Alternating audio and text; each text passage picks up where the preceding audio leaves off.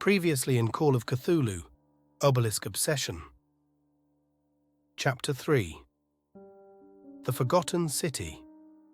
A thin mist veil shrouds Lake's camp in the late morning of December 3rd. A quiet anticipation rushes through the Starkweathermore base.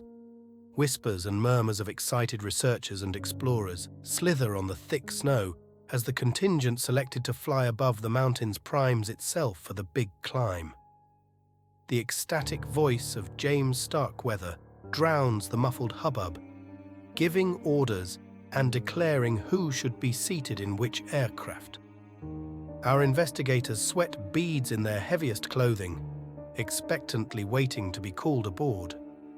On the side of the crowd, Howard savors his last cigarette before departing. Word is that smoking will tear his lungs apart on the other side of the mountains. The pilot Ralph DeWitt and his counterpart Patrick Miles are tasked with flying the Enderby, whilst Halperin and Wilbur hop into the Weddell.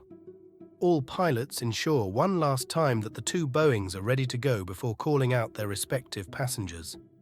On the ground, mechanics blowtorch the engines of the Boeings, repelling the icy cold of the Antarctic, warming them enough to function properly. Claudia, Eugene and Dr. Warner are assigned to the Weddell together with Professor Moore. They make their way through the cargo hall, hosting the materials necessary to build a forward base before finding their seats. A rumble of excitement crosses their stomachs. Eugene and George almost salivate at the idea of the archaeological discoveries awaiting them, whilst Claudia rehashes her vision of the Dark Tower and its unfathomable wall of muscles and sinews. All passengers soon set up their oxygen masks and their headphones. The mood of the investigators on the Enderby is slightly darker. Howard and Veronica onboard the Boeing with Dr. Green and James Starkweather. Though rational and sane of minds, the bootlegger and the young dilettante cannot help but think about the rumor of Starkweather's curse and his legendary ill luck. "How much do you want to bet that we are going to crash?" whispers Howard in Veronica's ear before putting on his mask and headphones. As soon as he utters these words, the propeller engines of the Enderby and the Weddell howl in a mighty roar through Lake's camp. The cabins of the Boeings tremble, shaking the investigators in their seats. It is 11 o'clock when the Enderby and the Weddell begin their ascension, beating Acacia Lexington and the Germans by a few hours. The Lexington's team is still on the ground. Their pilot, Kyle Williams, no more than an ant on the ground for our explorers, only finishes readying the bell, slowed down by his recent oxygen poisoning. The mountains become impossibly massive as the aircraft lurch higher in the skies and closer to the peaks. It is shy of impossible to make yourself heard over the grumbling of the engines and the howling of the wind, but none of the passengers have much to say. All peer through the windows expectantly, pondering the marvels that could await over the Miskatonic Mountains. The two Boeings ascend gradually for an hour or so, gaining altitude. Their floors tilt to a steep angle as the vehicles shake through the air. At the beginning, Professor Moore is thrilled and attempts to make conversation in the Weddell, but his voice drowns in the roar of the engines. Dropping the idea, he starts reading carefully through his copy of the Dyer manuscript.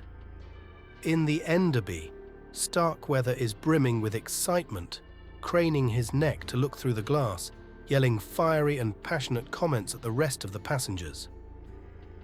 Dr. Green does not say much, blissfully napping between turbulences. Only the pilots seem to speak effortlessly, whispering to one another and to the rest of the crew, their voices carried through padded headphones, though our investigators can barely make sense of what they say. Halperin tries to contact the bell on the radio, but to no avail.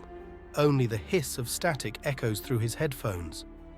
After 20 minutes, the two Boeings ascend past 16,000 feet. They are suddenly caught up in overwhelming gales rushing from the mountains. The engines growl, the planes jerk violently. The explorers can hear the pilots swearing, but now is not the time for questions. Passengers are shaken up and down, side to side, and in unpredictable lunges. Loose items bang along the frail metal sheets of the planes. On the Weddell, Claudia and George become ill.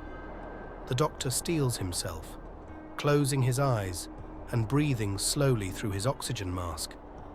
Unable to imitate her friend, Claudia frantically attempts to remove her mask.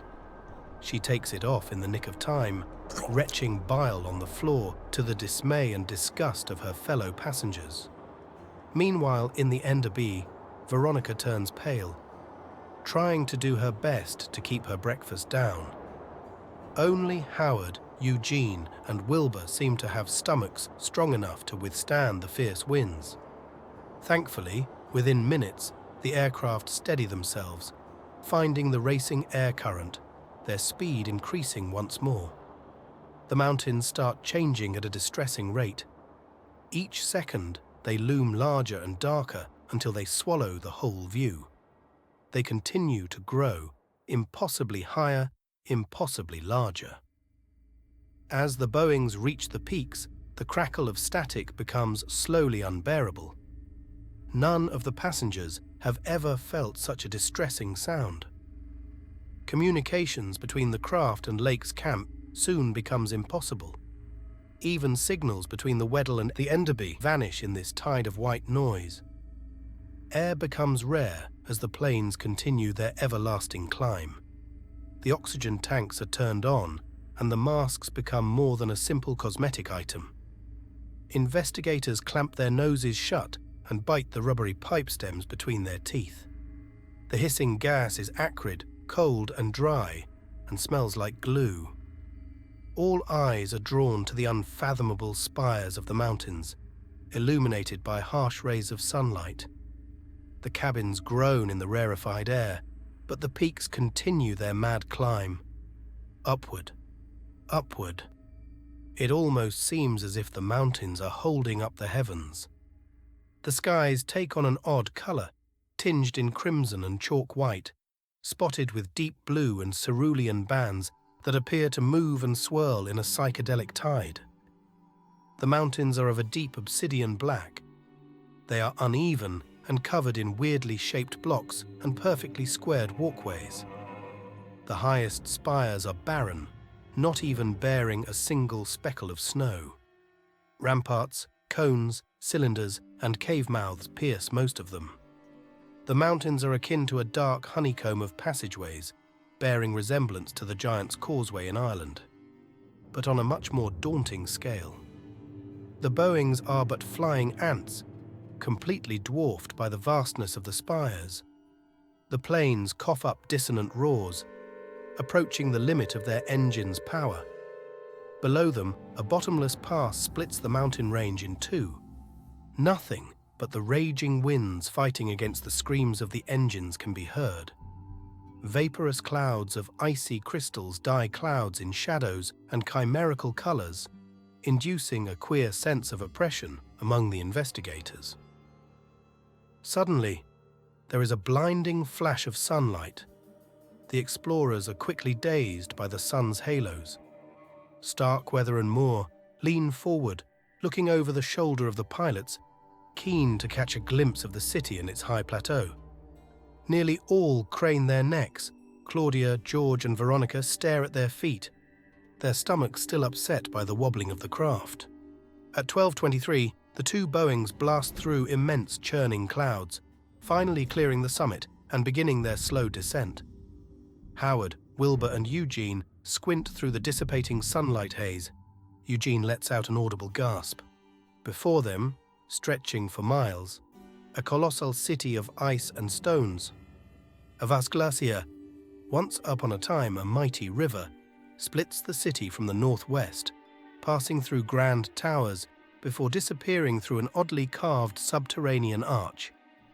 Eugene and Wilbur start taking notes of various points of interest, sketching frantically a quick map of the region. Even from the sky, the sheer variety, size, and devastation of the city is frightening. Gigantic ruins are everywhere, no two alike. Crumbling stubs of titanic embankments separate diverse structures of all shapes. Despite the desolation, the city is far from unreachable. A myriad of plazas, the glacier, and a few of the wider avenues all provide usable landing sites, though most of these are frightfully short for the burdened aircraft. Professor Moore spots a vast plaza, an ideal candidate for landing, relaying the information to Starkweather in the Enderby. The geologist leans toward the pilot, Halperin. Let's land. He shouts, flipping back a few pages in his notebook. Where, sir? Asks Halperin. There. Professor Moore points to the broad, open area about 2 miles long. Land there if you can. With a wave of wings, the Weddell banks away from the Enderby and arcs toward the chosen site. As they close in on the plaza, Eugene notes a deep, black pit in its center. Halperin approaches the landing site deftly, aided by Wilbur. The wheels of the Weddell gently kiss the plaza, barely shaking its passengers. George cannot hold back an applause followed by Claudia. Bravo! Brilliant landing! Thank God this is over. Seconds later, the Enderby lands in a louder and indelicate crash, swept by side winds at the last minute, Howard and Veronica rolling in their seats. Starkweather, unshaken, is the first out. The rest of the passengers quickly follow suit. What a marvel. What an astounding discovery. I think you know. We've made our names. We can all write our own tickets after we get back. He says to the gathered team. We've still got a bit of work to do first, though. Let's look for interesting scenery. I say let's explore. I'll head out on my lonesome. Fortune favours the bold and all that. No! Yell in concert the investigators. Oh, come now. Our time here is limited. We must make the most of it, chaps. Fine. I'll take Mr. Hammermeister and Miss Warner. They'll be helpful should we need to pry off some sculptures and such in case we must leave in a hurry. Can't have too much hard evidence now, can we? Professor, could you please get as many photos as you can? We should all be back here in 8 hours or so. Starkweather roams the plaza, his hand above his eyes, scouting for a location. A pyramid, not too far off to the west, piques his interest. With a gesture, he asks Howard and Veronica to follow him. They glance back at the other investigator with a sad look, but both know that Starkweather cannot be left to his own devices. The image of the living wall of sinews and muscles dawns on Claudia. Almost on instinct, she touches the ground in the hopes that antediluvian spirits might guide her to it. Energy alien to her body courses through her. A feeling stirs within the occultist, the conviction that she needs to head to the southwest of the ruins. She starts walking among the rubble, drawn by her revelation. George decides to accompany her. Eugene, who had decided to explore the pit in the plaza, turns around when he sees the occultist and the doctor walk away. I thought we might have wanted to play it safe and stick around the plaza. Are you sure you don't want to come along? No, Eugene. I must go where the spirits tell me. Bon, suit yourselves. What about you, Professor Moore? I'm afraid I must disappoint my good man. Wilbur and the rest of the pilots will help me unload the Boeings and find an optimal spot for camp. Your help and that of the rest of your friends would have been much appreciated, but I understand the call of the unknown. Well then, happy trails. The Belgian antiquarian climbs the slopes of broken stone beyond which he remembered the pit to be. In a matter of minutes, he finds himself standing on the brink of a huge open moor. On its side, a staircase vanishes into darkness. Eugene grabs his flashlight and makes for the stairs. He descends for what seems to be hours. The ramp is eroded and bears many crevices at first, showing signs of having been battered by rocks and stones, but soon enough the lower turns appear to be sturdier. The ramp turns away from the wall in a graceful arc and descends directly towards the center of the space. Around the antiquarian and above, the walls are covered with odd murals, poorly readable due to the passing of time. When the antiquarian reaches the bottom, something catches his eye under the ramp. 3 snow mounds and an ominous hummock. After careful examination of the snow mounds, they proved to be the remains of 3 Nansen sleds. Except for a few scraps of paper and an empty box that once contained provisions, date stamped 1930, the sleds are empty. The runners of all 3 sleds have been removed. The hummock is rather bleak, 3 feet high and 5 across, carefully hard-packed in ice and artfully moulded into a 5-pointed starfish shape, eerily reminiscent of the findings at Lake's camp. Eugene, ever cautious, approaches the hummock but does not dare touch it. He squints and realizes with horror that a human body lies vertically in there. Pausing for a moment, the antiquarian remembers the account of the dire manuscript given by Claudia. He surmises that the man within the mound must be none other than Gedney the student, wrongfully accused of murdering the members of Lake's camp. A deep and cavernous whooshing wind caresses his back. He turns around.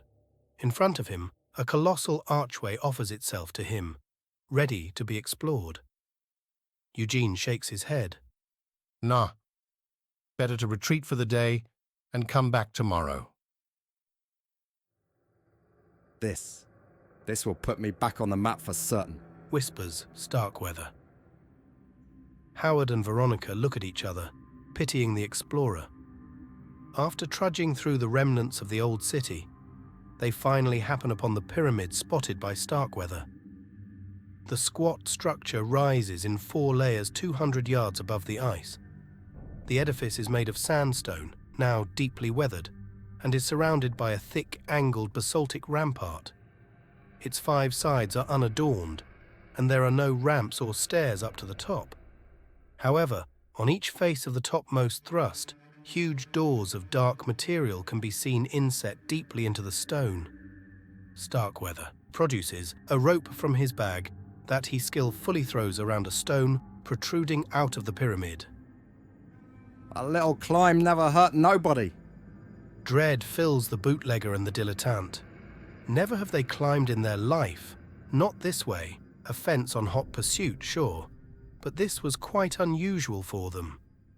They managed to imitate the explorer without too much trouble, Veronica revealing herself to be a skilled climber. By the time they reach the peak of the pyramid, the sun stands slightly lower in the sky.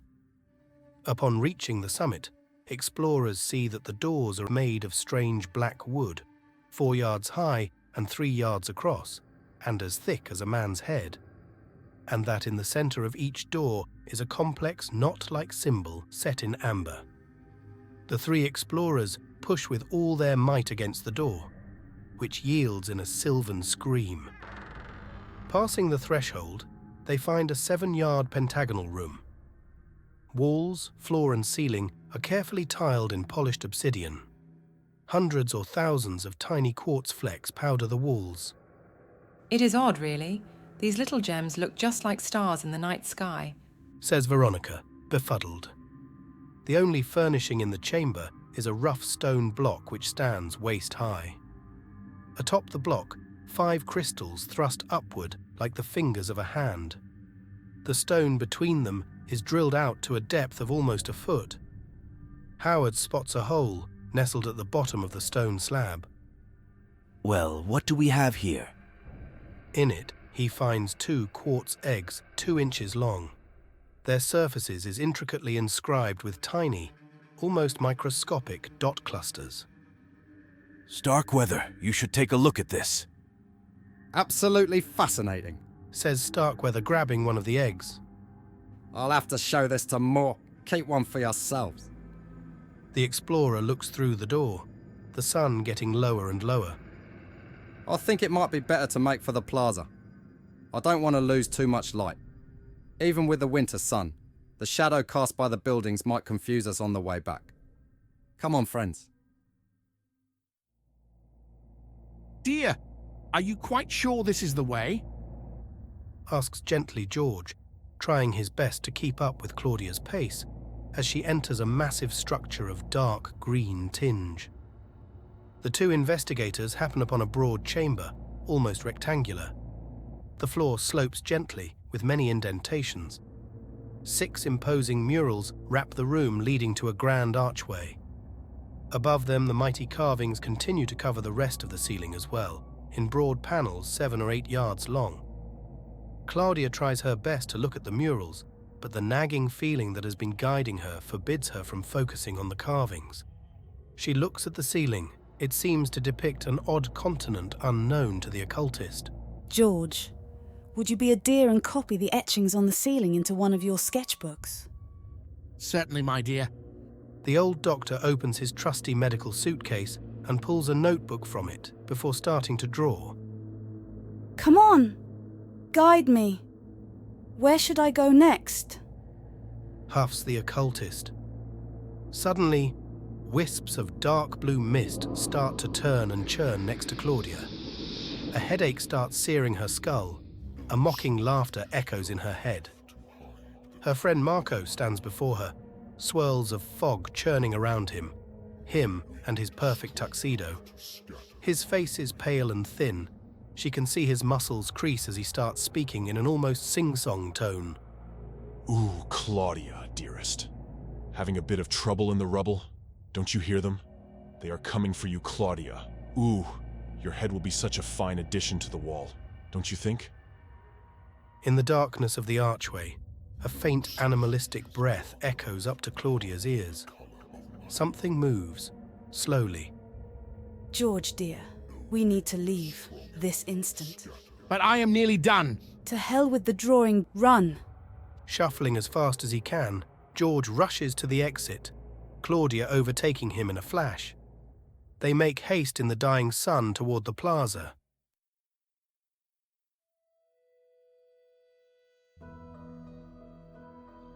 As luck would have it, the explorers rejoin the plaza nearly at the same time. They head for the aircraft and find them empty. Scouting around, Veronica spots a building from which thick orange textile floats at the entrance. The reunited group makes way toward the structure and are met by a heat lock. Paranoid and tired, the investigators bicker a while, trying to gauge whether or not it is safe to enter. Starkweather does not take part in the conversation, preferring to look at the scenery. The muffled voice of Professor Moore suddenly comes out of the heat lock. It is quite okay to step in, I can assure you. Passing the heat lock, the investigators arrive in a vast and warm chamber. The pilots, Wilbur, Moore and Dr. Green, have been busy. They have set up a fire, several oxygen tents, as well as a temporary kitchen to feed hungry mouths. Wilbur, Halperin, and the crew have been of a tremendous help. We've assessed more carefully how much oxygen we have left.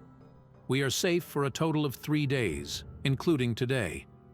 This leaves us with 2 full days of exploration before making our way back to Lake's camp. Everyone shares their adventures during dinner. The quartz eggs with their intricate dots, the body of Gedney found below the ramp, and the ceiling carvings. Moore takes a look at the sketch made by Dr. Warner. Incredible! This is a map of Antarctica as part of the Jurassic era. This is beyond me. Do you realize what this means? This city has been here before the dawn of humanity and could potentially predate dinosaurs. His face quickly becomes more serious as he turns to Eugene. We will make sure to bring poor Gedney's body back up tomorrow. Thank you, Eugene. You've been tremendously helpful. Everyone in camp retreats to their tents. In an instant, all fall into a deep slumber. They do not dream. They merely float into the void.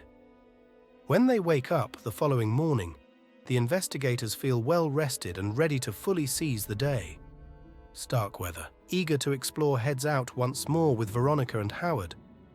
This time, deep towards the east, where the explorer spotted an interesting crumbling structure. They walk through several hours in a maze of corridors and avenues before reaching their destination. Odd the building certainly is, missing its facade, exposing its entrails to the investigators. The structure stands on 2 levels, one above the other, joined by a steep ramp. On the lower floor, the shattered remains of wrist-thick stone rods mixed with fine rust show where a sort of stone and metal arbor filled much of a 10 by 20-yard room.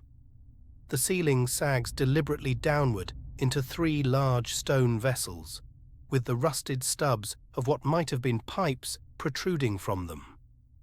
They bear a comical yet sinister resemblance to cows' udders. After carefully assessing the ground floor, Howard, Veronica and Starkweather head to the upper room. On the upper floor, 3 stone tanks or cisterns are set into the floor. Wall carvings show creatures resembling those excavated at Lake's camp. They are at work in a similar chamber. Veronica deduces that they poured liquid into the tanks to slowly feed something in the room below. Taking his binoculars, Howard scouts the land around and remarks on a staggeringly long building, the bell, and a few tents erected here and there. It looks like Acacia managed to join us. Unsatisfied with his findings of the day, and probably irked by Howard's comment, Starkweather decides to push his luck, heading for another structure in the area, Howard and Veronica following his footsteps. They quickly end up on a long upthrust of obsidian-laced granite, looking very out of place amidst the darker hues of the surrounding buildings. The upthrust looks to be a single large mass of stone, rising 20 yards above the ice and running 130 yards from end to end. In outline, it is reminiscent of Ayers Rock in Australia. Except for a number of deeply incised dot clusters atop the stone's highest point, the mass is natural and unadorned. Not far from the northern end of the outcropping are 4 carefully crafted hummocks formed of pressed snow. Each is about 6 feet high and 8 feet across, and in overall shape resembles a blunt starfish. Time to make history. Before Howard and Veronica can say something, Starkweather starts digging one of the mounds. He quickly finds himself facing the headless corpse of one of the creatures from Lake's camp, buried upright in a cylindrical pit dug into the ice. Reluctantly, Howard and Veronica help Starkweather in digging the rest of the sites, all identical to the first one. By the time they are done, the night sun is shining brightly over the city. This place is unnerving me. Can we please go back to camp? The remaining investigators, Eugene, Claudia, George and Wilbur, decided to escort Professor Moore and DeWitt into the pit to retrieve the body of Gedney. After reaching the end of the ramp, Wilbur chooses to stay with Moore and DeWitt to help them haul the corpse back up. Eugene, Claudia and George split with the rest of the group, keen to discover what lies beyond the Great Arch. The archway is 6 yards high and wide. The ramp behind spirals downward through many turns, descending hundreds of feet into the earth. The walls are sparsely decorated with deeply incised simple signs and external scenes. In every view, the city is stark and dead. At the bottom of the ramp, the passage opens into a huge corridor. After hundreds of yards, the corridor opens into a monumental chamber. This large underground space is a perfect hemisphere. The chamber is surrounded by many broad low archways, and a single large arch, fully 5 yards high, opens on further darkness. Claudia, Eugene and George explore the room, basking in the glory of old murals and carvings. All of them are accompanied by different clusters of 5 dots. Eugene comes to the conclusion that these dots must be a form of language and starts memorizing a few rudimental patterns. With Eugene's discovery, the investigators managed to extrapolate that the creatures who used to live in this opulent city seem to have fended off against enemies coming from outer space, and that this city must have existed underwater before coming to the surface. Do we dare go through the arch? Asks Eugene, hoping for a positive answer from the group. Absolutely. We need to find this bloody wall. I shall follow you. Beyond the archway, the tunnel slopes steeply down. They walk for what seems to be hours on end. A current of warmer air rises from below, hinting at fog, dampness, and unpleasant organic smells. The tunnel walls are made of masonry, sparsely decorated with inlaid pictograms. Soon, the finished surface gives way to natural rock. Occasional carved grooves in the floor aid traction in the steeper parts. The floor here is very clean. Lateral galleries spur off the tunnel, but these are nothing more than frustrating dead ends. Throughout their descent, the air gets gradually warmer, rising by several degrees. After a quarter mile, the tunnel ends abruptly on a ledge, with a steep ramp going further down. The gentle lap of water echoes in the investigators' ears. They press on, being careful not to fall from the steep and narrow ramp. They end up in a sprawling elliptical cavern, the banks of a beach running on each side of the cave. Here and there, deformed animals rest peacefully, barely acknowledging the presence of Claudia, Eugene, and George. Great albino penguins strut about, pecking each other every now and then. Seals with great heads lie halfway into the water. They are blind. They do not even possess eye sockets. The three friends observe the animals, pausing and resting for a short while.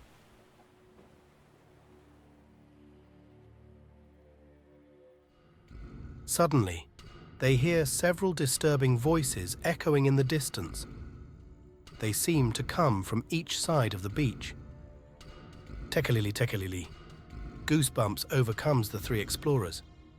George, get on Eugene's back, now. Absolutely not. This is preposterous. Dr. Warner, now is not the time to argue.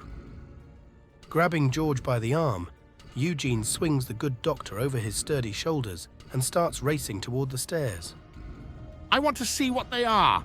Well, I'm not curious in the least. Claudia overtakes the Belgian and the old man, making her way to the steep ramp. Heart racing, she springs as fast as she can, but slips, falling to the side.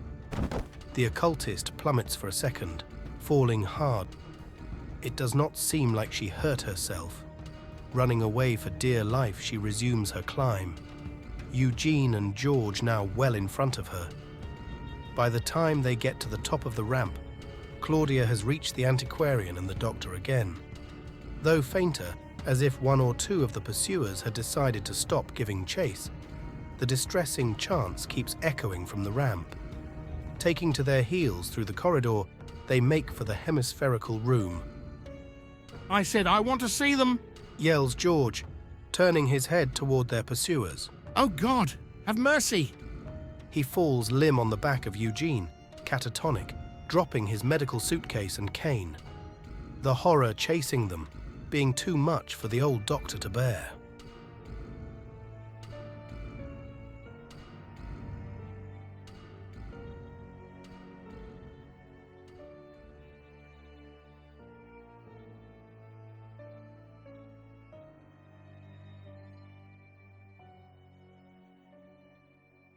They arrive at camp very late at night. Eugene and Claudia are greeted by an anxious Veronica and fuming Howard. The tale of the occultist and antiquarian seems impossibly convoluted to most, but Starkweather, for once, takes it quite seriously.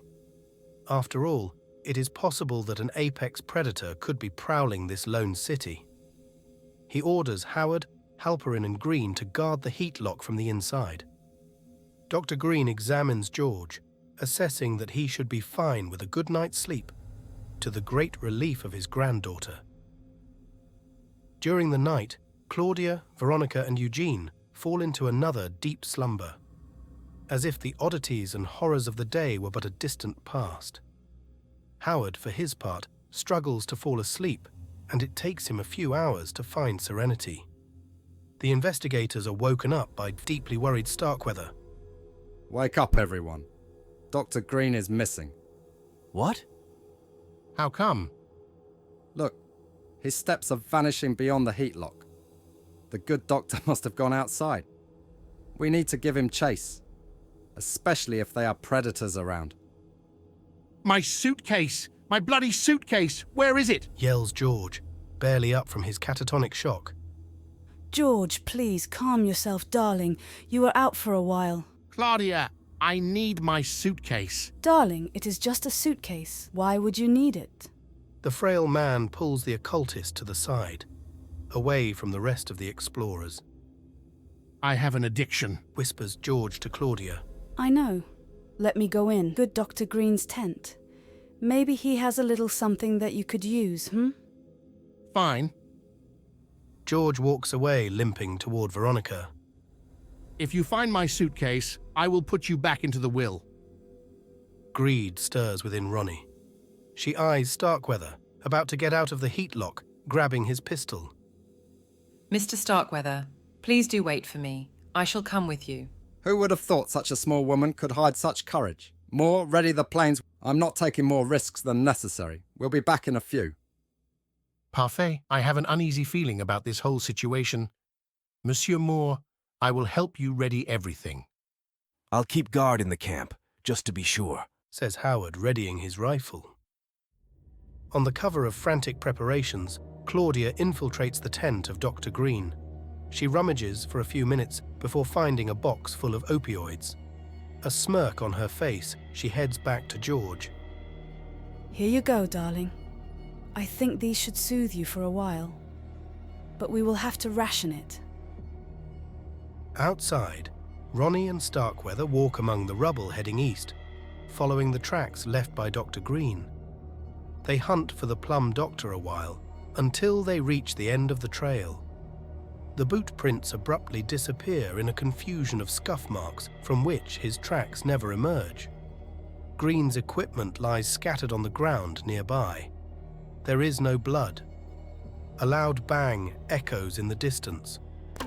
Ronnie and Starkweather turn around, witnessing a flare rising high in the sky over where the bell was located. No! Acacia! Without a warning, Starkweather dashes aimlessly across the ruins, Veronica in tow. James, wait for me.